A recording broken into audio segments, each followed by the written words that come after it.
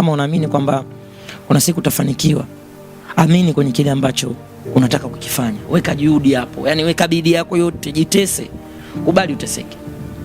La pili, ongeza sana heshima. Yani heshima yako iongeze mara mbili. Hata uwe na kipaji vipi, uwe na elimu vipi, kama huna heshima kwa watu wanakuzunguka, huwezi kutoboa. Unaweza kukutana hata hawashughuliki vitu vyako. Yani watu wako na wewe. Wewe heshimu, kuwa na discipline ambao mtu anaona kabisa jamaa ana heshima sana.